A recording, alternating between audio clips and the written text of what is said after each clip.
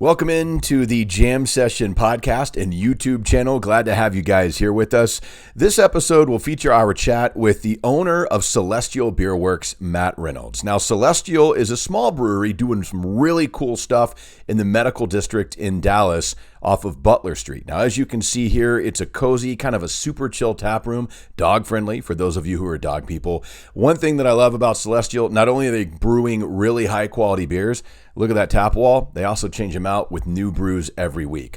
And look at this patio, a gorgeous, spacious outdoor venue as well. So if you get a chance, check out Celestial Beerworks and enjoy our chat with Matt right now. Here we are hanging out at Celestial Beerworks in the medical district here in Dallas. Matt McLaren, Jacques Taylor, and this is Matt Reynolds. Cheers.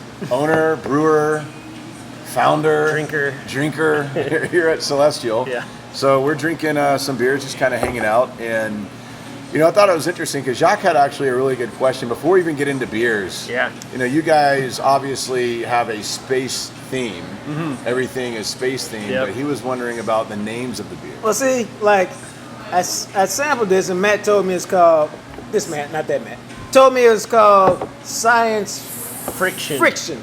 And so my initial thought was it science friction as you were putting it together?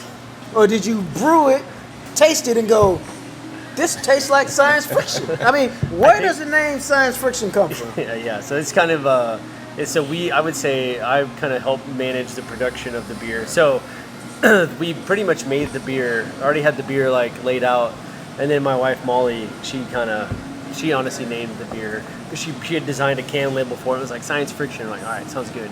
That literally is how that one was named. Some of them have a little bit more. So she did the can before she did the name? Yeah, she did the art before. Basically, Yeah, because she does all the art for all Yep. the cans and stuff. Like she painted the inside of the brewery and all that too. Yeah. So she does, anything you see. But that one, and I know she has a better explanation than me. I feel bad because I can't answer. I could probably answer a single star and some of the other ones. But that one, I know she did a pretty good explanation of kind of like science friction was kind of like the dichotomy of kind of what's going on with all the like unrest with, I would say, all the, media, all the race and things like that, all the, just uprising and, unsettling, ness of what's been going on lately. And Now, how would we describe science friction?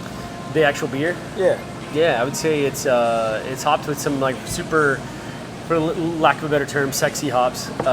So they're cool. They're cool guy hops. But so we use a hop called Nelson, which is a New Zealand hop. Really cool, really kind of hard to get.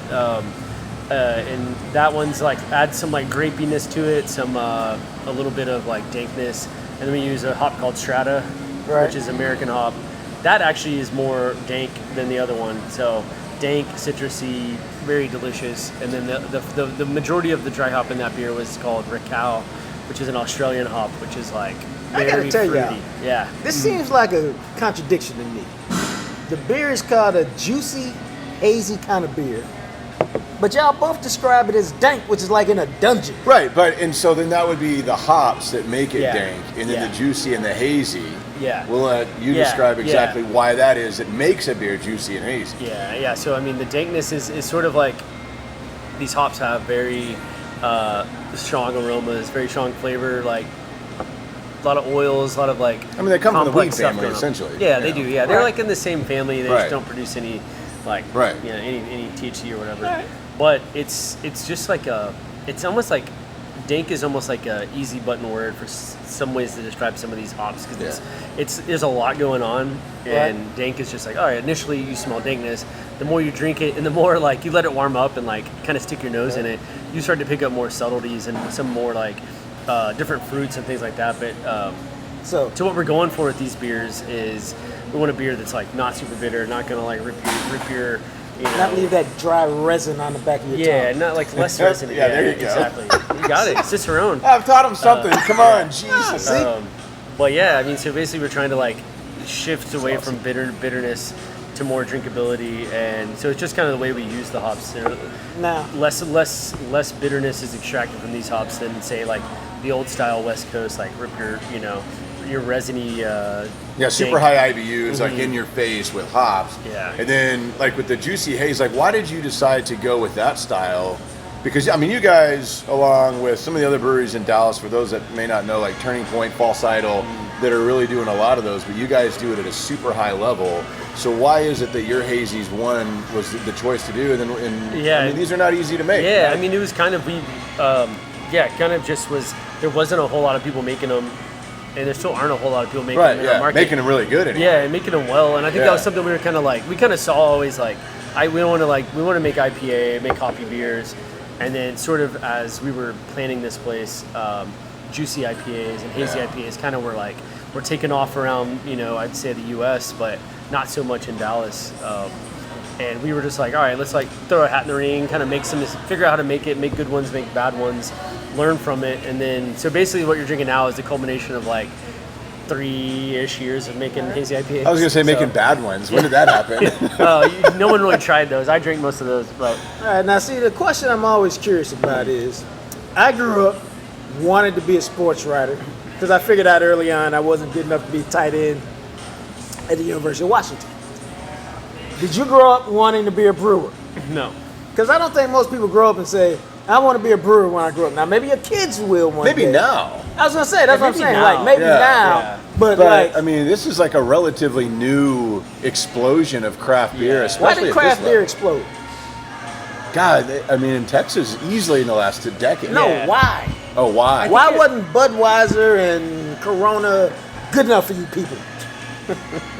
I think it just was just people started messing around, experimenting, and trying to make, different styles of beer and just trying to put their spin on it. I think people just kind of got maybe tired of, the same 4 or 5 beers, what they could get at this grocery store, especially back, say, in the 90s. Like, I wasn't drinking beer, obviously, but I could tell you. Tell the truth if you were. I mean, I tried some beer, not many, but I spit them out. But for the most part, like, I think it was just kind of like people were just, things were, people were experimenting, trying different stuff, and it's just it blew up. I think because people just, were tried things they'd never tasted before, and then eventually people got really good at making some of these styles, and it just kind of like flipped everyone's heads around, like, hey, oh shit, like these beers taste pretty good. And I think there's a lot to I think that. IPA was hops were one of the things that, like, there were new hops varieties coming out, and people just started experimenting with them, and I think that they some of those flavors are just like so unique. Like, you think of like drinking bitter beer, it's like, who would have thought people were going to drink a bunch of bitter stuff? Yeah, who would have thought that? And Nobody. And people still do drink those, but it's still it's great. So they're kind of these beers have just kind of like built upon that, like, initial like craft beer movement of like, all right, like we like hops, we like, bitterness was the main thing people were going for. Now it's kind of like haziness, I can't believe juiciness. people want bitter beer. I mean, there's a telling you, whole man. joke called it's bitter beer face. Yeah. Well, I mean, in those styles of beers, you wouldn't want them to be bitter. That'd be weird. But in an IPA, I mean, with the way that it is, I think it's like the whole balance of the beer. It's not just like if you threw a bunch of hops in a Pilsner, then you're not really making a Pilsner, and it would come through it completely different than if you're throwing them in. Like, and something that's supposed to be bitter. Yeah. Well, in a sense, for the most part. Yeah, and there's a lot of subtleties in these things where it's like, it's trying to strike a good balance where it's, it's a smooth, like, easy experience for the consumer. Like, you don't want to drink a beer and just be like, what the like, what am I tasting? You don't want to be shocked for the most part. Like, so it's kind of like, I feel like the maybe the younger beer drinker and the modern beer drinker is kind of like, all right, we've all had really bitter beers. We want to try something that's like a little more well-rounded, and that's kind of, I think, where these beers come into play, is like they're a little more approachable to non-craft beer drinkers, but they're still IPA and they're still hoppy, and it's just like, it's cool to see like people like, oh, I hate IPAs. Well, maybe try one of these, and you get some people that even I've discovered that you can't hate a general beer because there may be some good ones. Within that style. Typically you might not like a style, but there may be 1 or 2 good ones within that style. And that's usually how it goes sometimes. Now, have you made a coffee stout?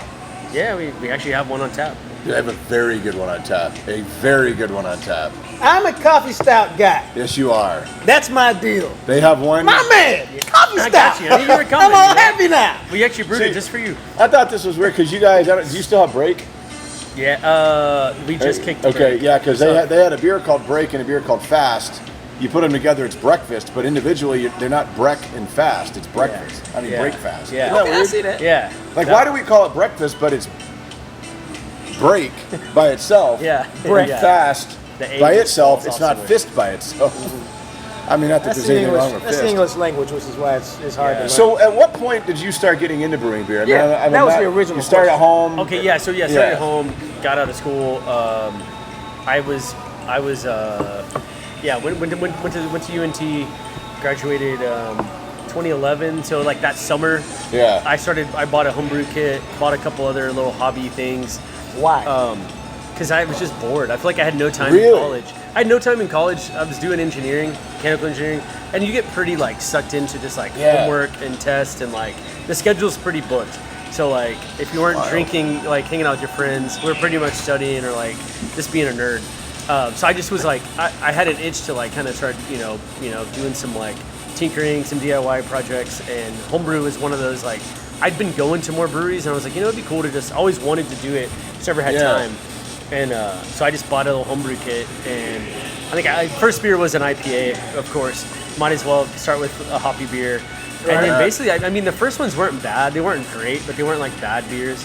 And I pretty much just eventually got hooked immediately. And was like, all right, like, went from bottling to like, all right, I'm gonna get some kegs, start kegging. And basically just like got the bug real quick. And then I'd say within like 12 months of brewing, I'd, quadrupled the amount of equipment I had and the amount of beer I was making like regularly. And then basically it was just a hobby, it was fun. Our beer scene here was still pretty young, and there was a lot of these cool little homebrew competitions. So there was one in Bishop Arts called Brew Riot. It was super fun. Like a lot of breweries got started there. Like when I was serving beer there, it was like Manhattan was still serving beer there. Oak Islands was still a little homebrew project. Like Four Corners was. That's crazy. Pretty much everybody. I mean, this was like 2011. Some and basically. It was fun. It was cool. Like that was the first time I'd ever. No one had besides my friends had my homebrew, so it was like cool to see like get like actual feedback that wasn't super critical. From people that didn't have to be nice to you for the most part. Yeah, Because that's why I am. Like, I'm glad this is good. Yeah. Because He would say. It's been going on for almost a decade. He I'd would be say like, if it dude, wasn't. take like Trinity. I mean, I don't want you That's mad at really, me. to me, so do you think that because you have like that engineering brain, that kind of once you found, because like a lot of craft beer is kind of scientific, like the actual balances and the recipes and all that? Yeah, and I would say some of that, I think like, lack of better term, I'm very engineering, like put it on your resume, but like attention to detail, sort of like problem solver kind of thing. Right.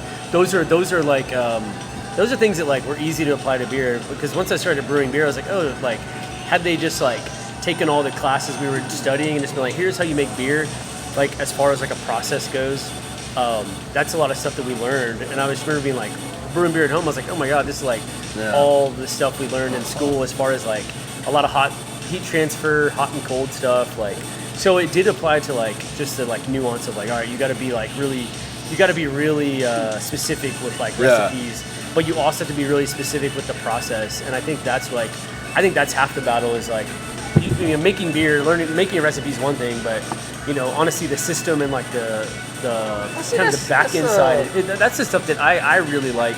I still like making beer, but I also really like putting tanks together and like just mess around. You with mean stuff like that. Actually putting the tank together? No, like but coming more a big like, kit? more like the plumbing side. So we've done some expansion lately, and like we just do it ourselves, like basically using copper and stuff that's like engineering stuff. Yeah, and there's a lot of controls, sure, and that's the stuff that's really boring. Like we could show you that stuff, but like, it's pretty boring, but it is. But you like it. Yeah, but it's also like very important to like, all right, like if when it comes to making this much beer, like if your chiller doesn't work, so basically our chiller is what is basically keeping all of our tanks cool. If stuff like that doesn't work, like the beer is not going to be good. Like if you can't control the temperatures and things like that, things kind of just fall apart. So we kind of maintain both, like nerd out on the beer and nerd out on the facility, because you have to, if that stuff doesn't work, you can't make beer if your equipment sucks. So yeah. So at what point do you go from like you're brewing at home, you're doing good in competitions? I know you were working at Malai Kitchen for a while, brewing good beers there.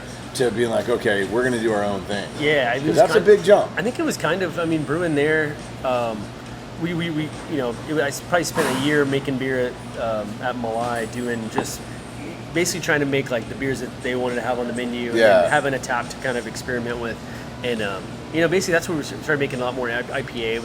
I kind of saw like people were more drawn to like juicier IPAs. And you did that Denali IPA once. Yeah, there was some. God, that was good. Yeah, there were some cool ones that and that was just kind of cool seeing feedback from people. But that was sort of like when we were already. I think maybe had already like signed a lease for this place, and we'd already pretty much had a loan like that we were working on. Right. But it was pretty much we just saw like opportunity and saw like there were some voids in our market, and we're like I think we could make this work. Like we're not like. Sure. We don't necessarily know what the hell we're doing as far as running a business, but we could at least have we have some pretty good skill sets, and that we could make it work. So it was sort of just like like the stars aligned in a way. In a sense, for Celestial. It's Celestial. I like it. Yeah. That's where we're at, Celestial Beerworks. So pretty much it was like a lot of stuff going on at the same time, but it was also just the timing was right. I don't know, like it was kind of. That's the way it goes. But we also, I would say brewing beer is one thing, and then building out a brewery and like working with the city and the government and the feds. That's a whole nother beast. Like you literally like so. We did all that ourselves, and that's probably the least fun part is like getting licensed and. What is it that you love about making beer? Like you said, you really got caught up in the first year. What is it that you love the most? Yeah, I think pretty much now. I would say. Now it's been missing like most of this year because we were closed, but I think like just seeing people's reaction to it, like seeing people get excited about beer, like a beer that we think like, and it's funny like brewers versus consumers, like you see like a beer that we think this is the best beer we ever made, people are like that beer sucked, but a beer we're like not that we ever make like we're like if a beer's average, but if a beer's bad we'll dump it, like no one's gonna drink those beers, but a beer that we're like this one could have been better, and people love it, and it's like it's just cool to see like. Give us an example of a beer like that you guys said, this is alright, but it ain't special, and then the people were like, oh my god. Okay, so like the number one beer I can give is a beer we call Tropic, and it wasn't necessarily it was bad. It was like we were trying to make a pina colada like beer, and we spiked some kegs. We basically took fruit puree, dumped it in some kegs, put beer in there, and just we were just like experimenting, and basically the first pour we're like I wonder what this beer is gonna look like, and we pour it out and it's like it looks just like white, like it looks like milk almost or something. And we were like what the hell is it like? That's kind of weird. And we were like we were just kind of like all right, like that one. They were like that one's like I don't know if you were gonna like it. It looks really weird, like but it tastes really good. Like it did taste really good, and that was one where like we probably made 40 gallons of it or so. So you're talking about like. A couple hundred of these glasses. Okay, I was gonna say, is 40 gallons a lot or a little? That's a little bit. That's that's about like 10% about what we make each batch. Right. So it's a pretty small amount. Small amount for here. A pretty small amount of beer, and I think within like 2 days or something, like we put it on tap. We didn't do cans. We didn't crowler it or like put it in a growler, and it was gone. Like people just drink it like crazy. Like, I'm not telling you, and like it must have been in 48 hours that 40 gallons was gone. And we were like. I was like, weird. I was like, I don't understand why people like this beer. I understand why they liked it, but I was like, it just looked so weird. But we just kept rolling with it, and we would make it here and there. And I don't know, that was one of those where it's just like, intuition would tell you like, nah, like don't sell that beer. It looks, but people really liked it, and like it's kind of become a staple, like fun little beer around here. I don't know, but there's other ones too. But that was one that was just like. We just rolled with it. Like, if something's stupid and it works, doesn't mean it's stupid. Like. Yeah, I mean, people are buying it. Keep putting it out there. Why not? Yeah. Now, have you had the opposite where you brewed it, you're like, oh, this is it. We've discovered it, and people are like, it's all right. Yeah, it's. I mean, I don't know if I could give an exact example, but I would say like, some of these hazy IPAs, like we're experimenting. We're trying different hops. We try to keep it fresh. Like we try different batches, and there'll be some that like, it's like a flavor I like say like a really dank flavor that maybe is like a little bit intense for like a non-IPA drinker. We'll see some of those where it's like someone's like, I don't know if I like that flavor, but no, I don't have like an exact one, but. How'd the West Coast do? Because like a West Coast IPA to me, like nobody brews those anymore. When you guys brewed it, I thought it was so damn good. Yeah. I mean, those are funny because I think like execution wise, I like where the ones we've done. Yeah. But they don't like the response isn't what you know, it's fine. It's kind of like releasing a lager. It's like people are, oh cool, you got more beer on tap. Like, yeah, they're like neat. So what new hazy do you have? No one's like getting off their couch and like hopping in the car and like coming down here. But you release a new hazy and they're like, hey man, do you guys still have some of this? Yeah, so it's like it's weird like that. I don't know why that is. It is. I mean, I think we're part of the problem. I mean, us, Turning Point, like everyone that's kind of like newer age, like brewing like funky styles or like a lot of IPA.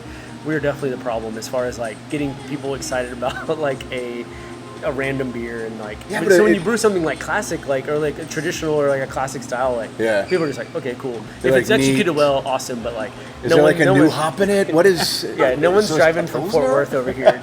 You know, like. That's what I like about the hazies, you know. And I thought it would be cool. People do it with the West Coast, where you just like.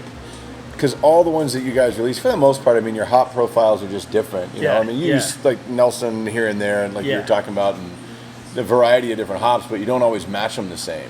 Yeah. But sometimes like we'll say on a label we put 3 or 4 hops.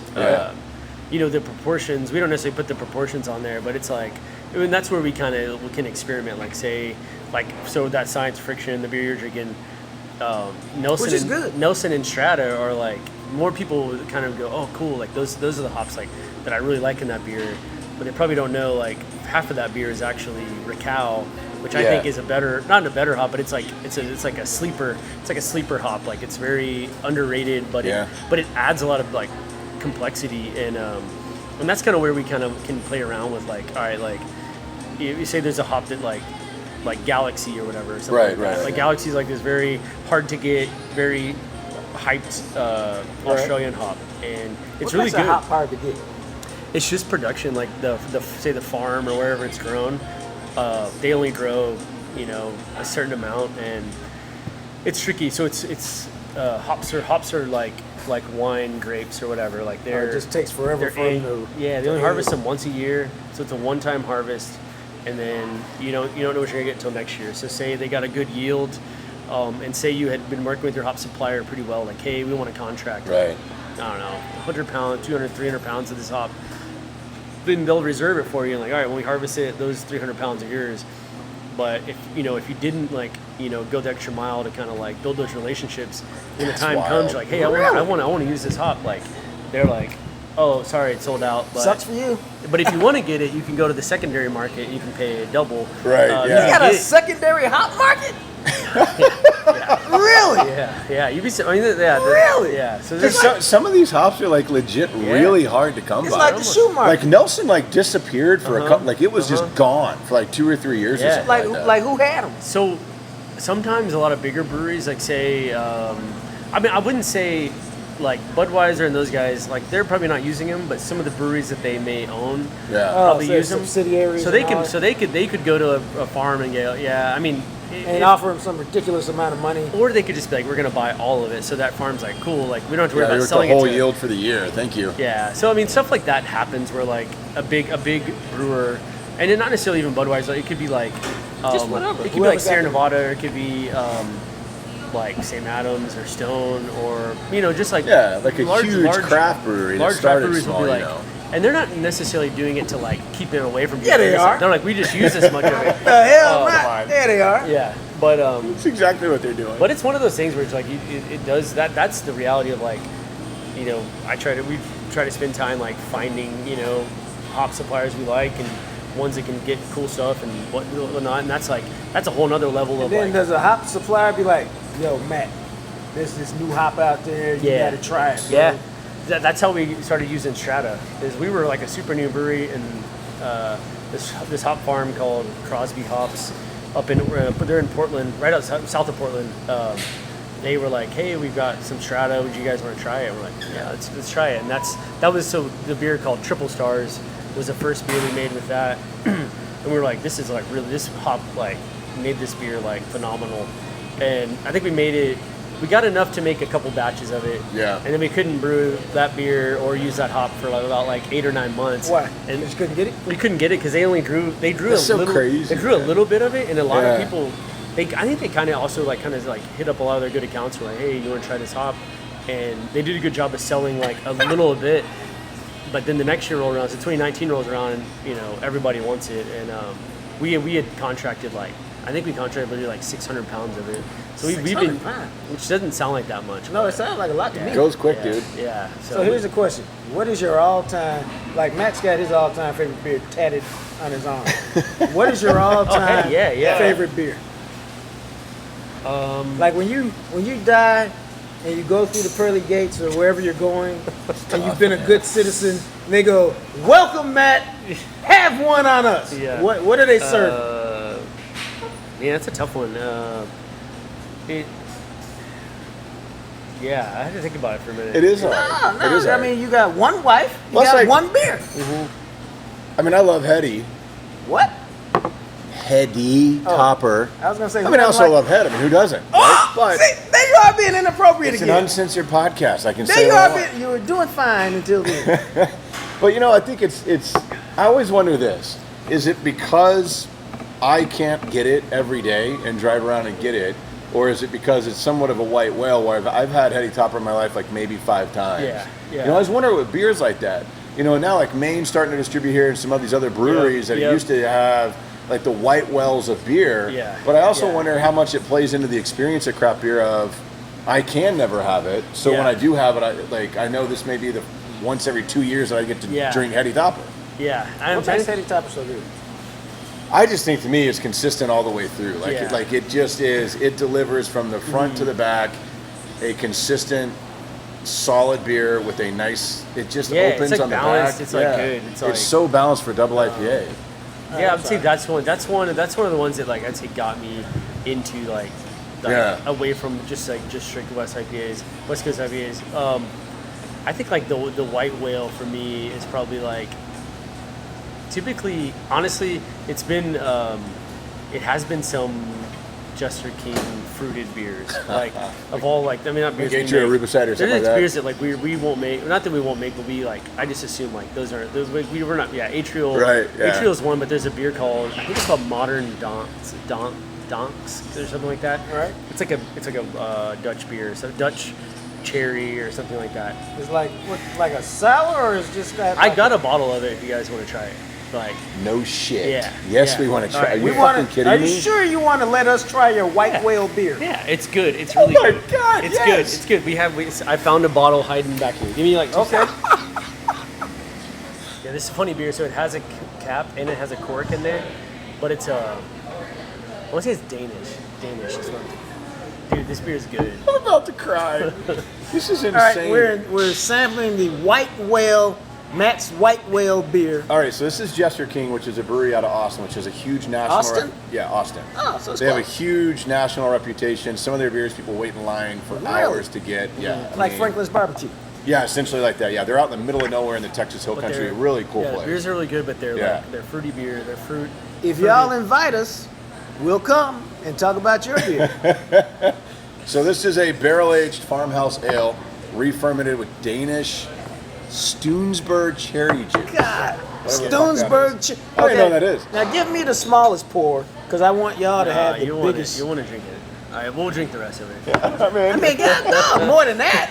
You said the smallest pour. That's like a communion This is pour. like what I gave you at my birthday. Yeah, a thimble. thimble. I meant like, I didn't mean like the full pour. I did a bottle share for my birthday, and I gave him like a little thimble Okay, that size. sounds like a good pour. You know, Yeah, he was like- being He's a, gonna be 2 coming back ounce. for more. I he was bet. being a So seven-letter He's cuss gonna word go on big. there. You should have doubled up. this is Wow, this has got a strong If you cherry like smell. cherry, if you like cherry, I like cherry. What's this I called love again? This is cherry. it's called Danks, Yeah. modern Danks. modern. I'm gonna butcher the name of now. it. I gotta tell you, Matt, we're honored that you're sharing your white whale beer Well, with I mean, us. okay, so I don't really. I would say historically, I may not have like a true white whale, but lately This is in the ballpark. This is a pretty. This is from probably the like. Damn, the, dude. The spring. This is a good beer. Look at this. It's the The God, nose. oh my, it smells so good. Matt's got a Cheers, boner. Dude. Thank you. I think I do. This is awesome. I think it's a beer. I mean, it's like cherry juice. Like, I don't know. It's really good. Yeah, it is. Now y'all Holy know I tell you the shit. truth about beers. Oh my God, and then it's just It's very keeps smooth. going. It's tart, but it's It not keeps- like too yeah, It's sour. tart, but I like tart stuff. But it's nice tart, and the tart doesn't just like. And like there's no some beers, bitterness like, at the end The tart of it. just drops. This just stays. Yeah, it's good. It's This really is good. good. This is very smooth. Oh, But you you did think? give me the right amount. Okay, good. I'm You got to be able to drive He's home. already poured the whole bottle. One, I got to be able to drive home, and two, You don't have to be able to drive home. I mean, you have Uber and Lyft. I mean, Now, I got the wife's car today, so I need to drive home. Wow, dude. And I'm saving a this special beer's little insane. hole. yeah. Holy shit. This is that's intense, good. too. But I'm telling you, like, I could, like, that bottle's too small. Entirely too small. It is, right? Yeah. Like, I mean, put in a bomber. Come on, please. I would say, I was like, we don't always, pretty much all the good beers get drink here. In our like staff cooler, Right. But somehow this one lasted. So. That's another cool thing about working for a brewery is like people will bring you beers and trade and do all kinds of cool shit with you, which is awesome. Sometimes Yeah, that's very good. Yeah. Oh, someone dropped off some beer for you. And I'm like, all right, cool. Yeah, I'm sure it's fine. And every now and then you're like, oh, it's actually really good. Every now and then you find a little prize. Yeah, this one's Hidden like in there. this is a special beer. Like I feel like it's just you don't taste beer like this. But all see, the I time. think this is the quintessential. This is Like awesome. when we started talking about just a sip. Now, Matt will tell you I don't drink beer. Yeah. Like literally, before Matt tried to make me an alcoholic, I probably had literally 3 or 4 beers in my life. Oh, there's a beer for you out there. There's a beer for you. Yeah, I was on a quest to find one that would finally drink. But see, I think what happens is if you don't drink beer, because I've not had people ask me about this, you would never look at this and go, this is a beer. No, yeah. And so what happens is you have to cleanse your mind That's true. of what you think traditional beer is. for sure.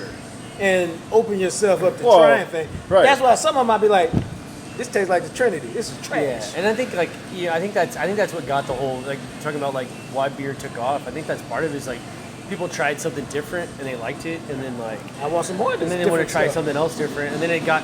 I mean, this is like, I mean, I don't know. I really don't know where beer is going to go from some of these. Like, That's what Yeah, I'm I saying. wonder Like, that this too. doesn't They're look so like good. beer, and it don't taste like what you think. I always wonder like what beer the tastes next like. thing is. This you is know? closer to a winey. Yeah. yeah, If you like, yeah. this is more like a winey taste than a it's beer fruit, taste. like, But it's Where's a beer. beer?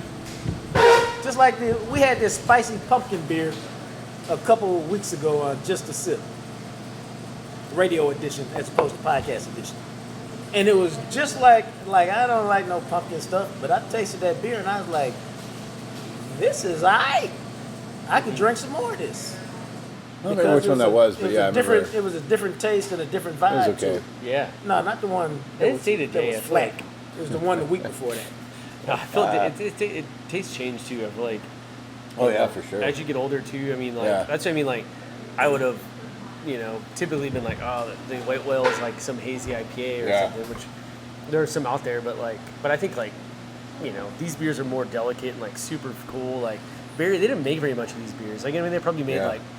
that's the reason the bottle is like 12 ounces or less. Like, That's it's because they incredible. probably made like, It's so hundreds of nuts. gallons of it, Right. and And there it is. That's it. That's it. yeah. You're tasting the blood of Christ, essentially. No, Wow, it's you went there. good. Some good stuff. And it's only a 7.1 ABV. Yeah, it's not super strong either. No. So even I can drink it and It's drive really home. good. Yeah, it's funny when I first. that coffee stout though is 12.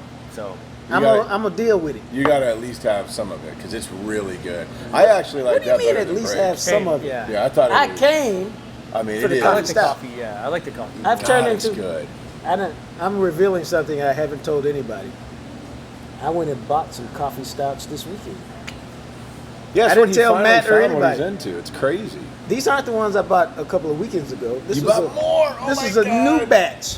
Yeah, it's interesting because when we first started working together, we went to Atlanta, and anytime I go to a new city, I'm like, well, I'm going to hit some breweries. Mm-hmm. So I was like, you guys can come with me, or I'll go by myself. I don't care. There's like Yeah. several Yeah. breweries here I want to Yeah. hit. Yeah. And so no, we'll go with you. And I was like, are you sure? And they're like, okay. So we go into these breweries. I was just being a good teammate. I kid you not. And I'm ordering a flight, trying to try a bunch of stuff. So he orders a flight. He's got 5. One place had 5 in a flight. So he takes one sip like this, puts it down onto the next one, and he leaves like a flight, like with literally one sip. And I was like, dude, we cannot. Like, this is good beer. We can't just walk out. like, It's y'all can drink Scofflaw. It was Scofflaw Oh, Brewing yeah, in yeah, Atlanta. yeah. And so I was like, I was like, all right, I guess I'm having 2 flights. So that must have been 2 years ago. Yeah, that was Small world. Sarah, who helps in the front, kind of helps with photography Yeah. too here. Bartends, does a little bit. Wears a lot of hats. Her husband worked for Scofflaw. Really? For like Really? I don't remember how long. they had good beer. Yeah, 3 to 6 months or something, like in Georgia, right? Atlanta. Yeah. Yeah. And That's a cool place. That was the first one we went to. Yeah, sometimes you just gotta slam some of that stuff. Like, I feel the same way. It's like leaving a plate full of food. You're like, man, I was like, there's no way we're leaving this beer here because I wasn't going to say that you can't because it's good beer. Like, it was good. Well, I mean, it takes, if you've never been a beer drinker, and I wasn't, it all tastes the same. And then the more you drink it, the more you find out that there's a difference in taste. Like, we had those lagers now, and I go, I don't know why I just don't drink water, because this is what they taste like. Yeah, because you don't like lagers. Yeah. Right. Because they taste like beer to you. Yeah. Yeah, and then there's some other ones that are flat. And then there's, who's our boys what do you over mean there? flat? Flat in flavor or flat in, like, carbonation? Like Flat like they taste like water. Okay. Yeah. Like, once, like, I just drink We haven't water. had a flat, like an actual flat beer. Yeah. But, like, who's my brewery? Roaring Sons or Roaring who? Roaring Sons? Yeah, they do the Pantalones. Oh, yeah. Those are all great. Those are and good. so I've had like 2 or 3 of those, and I was like, those on are the popping right there. Those are decent. I think that beer's made to, like, just drink, like, 3 or 4. But it's got some flavor to it. Yeah. And it's not easy to heavy. drink. Yeah, they're light. Oh, yeah. So, but you have to taste enough to figure all of that out, which is why I'm on the coffee stouts, which are a little heavier, but I like that coffee taste. Matt, why's your mouth agape? You're like a proud father over there? Partially, yes. This beer is so damn good. I'm going to say next year, hope you can find it. Like, but man, I think they put it out in, I want to say they released it in the spring. It was like a quarantine release for sure. That's one thing that I think that I've loved about craft beer is that you can find a really rare beer and nobody that I know drinks it to themselves. They always want to share it with somebody. Yeah, this beer, I mean, I would have gladly drank this by myself. I feel like, you know what I mean? Like, you love to share. But you try something like this, you're like, oh, you got to try this. Like, this, even if you don't like cherry, like, you got to try this. Like, this is like I mean, I feel that way about, like, kid you not, about this place, about Celestial. Thank you. Like, I got a buddy that lived in Seattle, and he came down a year ago, and he was like, where are we going? I was like, we're going to Celestial. Like, you've got to try Celestial.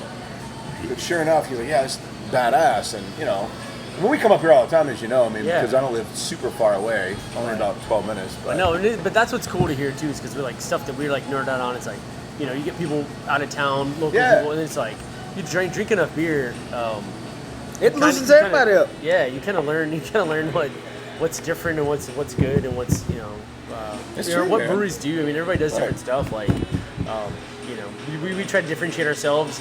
We're hopheads and stuff like that. But every now and then, we'll do something weird. But yeah, these kind of beers are like they're cool. We're not gonna make that beer, but we'll drink it all day. Hell yeah, man! It's really good. What a badass beer. God, that's good. Yeah. I enjoyed it. Look at it. I emptied my glass. Stumble. Look at you. I'm a big boy. Well, Matt, appreciate it, man. Yeah, of course, man. Thanks for sitting down with us. Thanks, you guys, Matt. Listening out there, check out Celestial Beerworks here in the Medical District of Dallas. I'm telling you, I mean, it's my favorite brewery in DFW. I mean, Appreciate it, Matt. I mean, I It's come my up here all favorite the time, brewery. so. After he tries our coffee stout, he might be on All there. right. Of course, it's the only brewery I've ever been to in Dallas. But it's my favorite. That's about to change, I'll tell you that. Yeah. All right, hey, don't forget to subscribe and then rate and review if you would, please. And we'll catch you on the next one here on Jam Session. Appreciate you guys.